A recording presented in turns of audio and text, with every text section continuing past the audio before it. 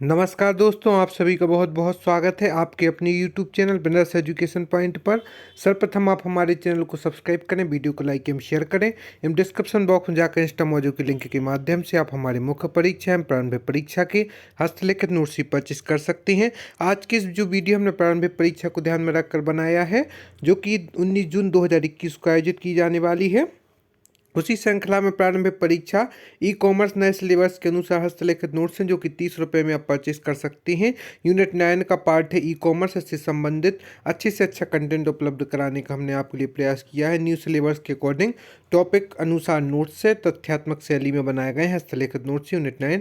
Amazon की शुरुआत कब हुई थी, यह प्रश्न कई बार पूछा जा चुका है अन्य कॉम्पिटिशन एग्जामों में, इस बार भी पूछे जाने की संभावना है। तो अमेजॉन की जो शुरुआत हुई थी वह 1994 में हुई थी। अमेजॉन की शुरुआत किस बिजनेस के रूप में हुई थी, तो इसका राइट आंसर है ऑनलाइन बुक स्टोर।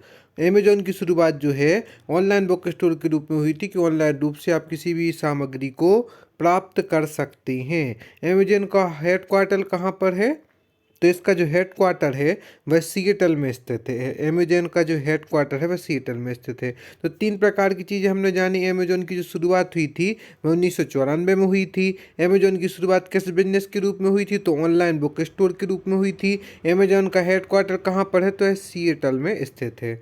ओ ओला कैब की शुरुआत कब की गई थी, ओला कैब जो कि अब बहुत प्रचलित हो चुकी है, तो ओला कैब की शुरुआत 2010 में हुई थी। यह हमें ध्यान रखना है कि ओला कैब की जो शुरुआत है वह 2010 में हुई थी। ओयो रूम्स के संस्थापक कौन है, ओयो रूम्स आजकल प्रचलन का भी बढ़ गया है, तो ओयो रूम्स के संस्थापक रितेश अग्रवाल हैं। रितेश अग्रवाल जो कि ओयो रूम्स के संस्थापक हैं। जोमेटो की शुरुआत कब की गई थी, तो 2008 में जोमेटो की शुरुआत की गई थी। और इसके फाउंडर कौन है, तो यह मतलब भोजन उपलब्ध कराने की सुविधा है जिसमें आप अपना ऑर्डर देते हैं और कुछ ही समय पश्चात वह ऑर्डर खाद्य सामग्री आपके समक्ष उपस्थित हो जाती है। तो जोमेटो की शुरुआत जो है वह 2008 में की गई थी। जोमेटो के फाउंडर कौन है, तो दीपेंद्र गोयल एवं पंकज चड्डा जो हैं वह जोमेटो के फाउंडर हैं। पेटीएम ने पेटीएम मेल कब लॉन्च किया था, तो इसका राइट आंसर 2017 में। पेटीएम ने पेटीएम पेमेंट बैंक का लाइसेंस कब प्राप्त किया, तो इसका राइट आंसर है 2015 में। पेटीएम ने पेटीएम पेमेंट बैंक का लाइसेंस सन 2015 में प्राप्त किया था।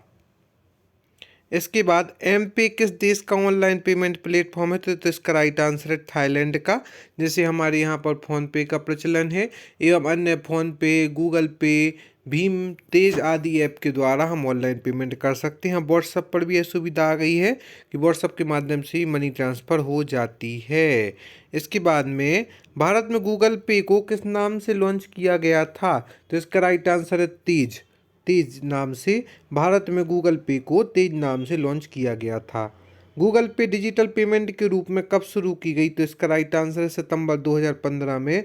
गूगल पे डिजिटल पेमेंट के रूप में सितंबर 2015 से प्रारंभ की गई। यूपीआई में आई का क्या अर्थ होता है, तो आई का अर्थ होता है इंटरफेस। यूपीआई में आई का अर्थ होता है इंटरफेस।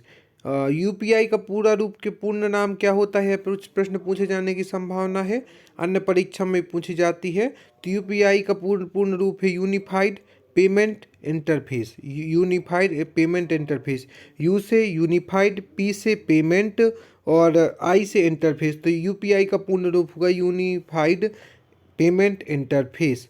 गूगल पे डिजिटल पेमेंट के रूप में शुरुआत के बारे में हम जान ही चुके हैं कि सितंबर 2015 में गूगल पे की शुरुआत की गई थी डिजिटल पेमेंट के रूप में।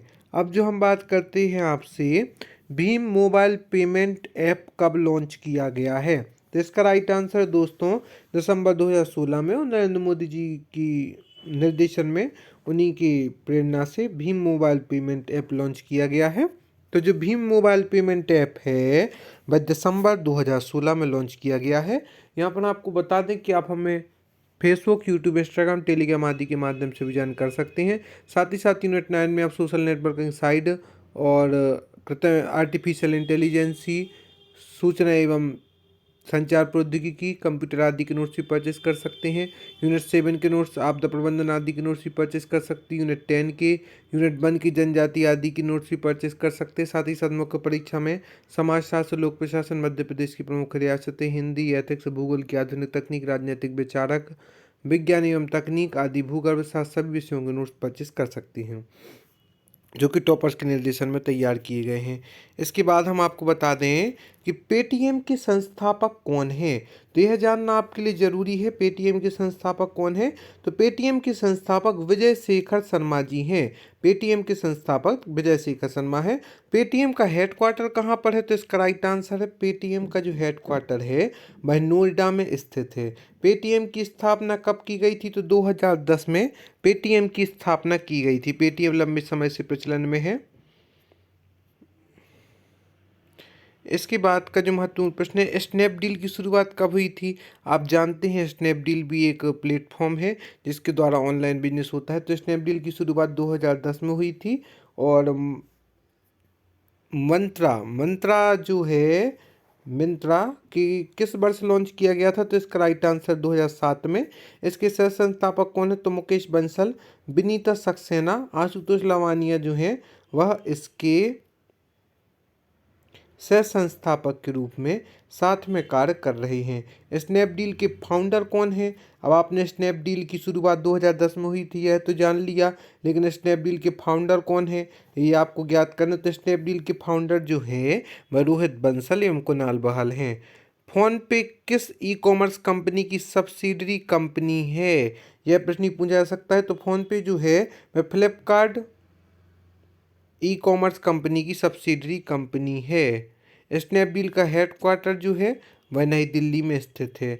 इसी तरह अन्य जो रहेंगी इससे संबंधित कौन कौन सी कंपनियां हैं एवं B2B business to business, B2C business to consumer, मतलब व्यापारी से उपभोक्ता, उत्पादक तक, उत्पादक से बिजनेसमैन, उपभोक्ता आदि प्रमुख जानकारियाँ आपको इसमें मिलेंगी।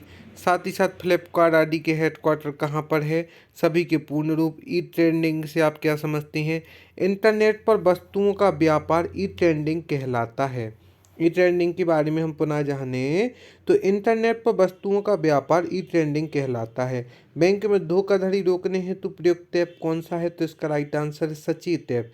बैंक में धोखाधड़ी रोकने हेतु प्रयुक्त जो ऐप किया जाता है उसे सचेत ऐप के नाम से जाना जाता है। USSD unstructured supplementary service data. USSD से तात्पर्य होता है अनस्ट्रक्चर्ड सप्लीमेंट्री सर्विस डेटा।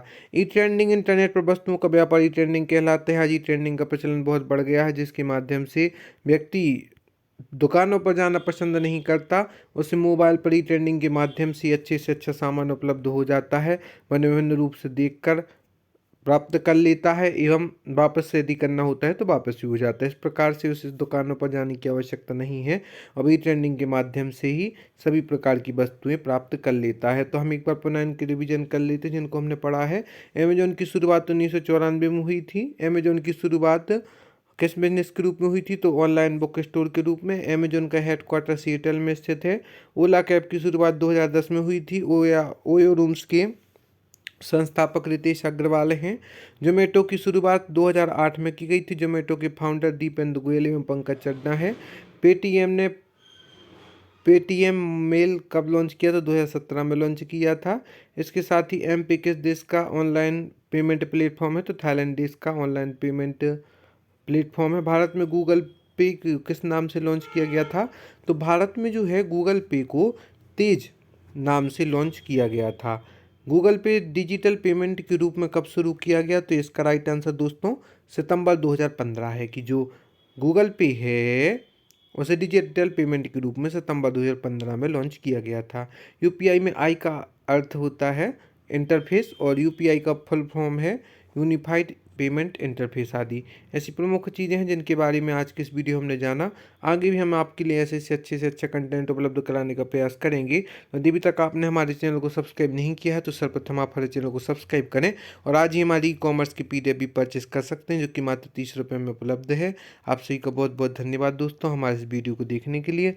हम आशा करते हैं आगे आप हमारे साथ यूँ जुड़े रहेंगे।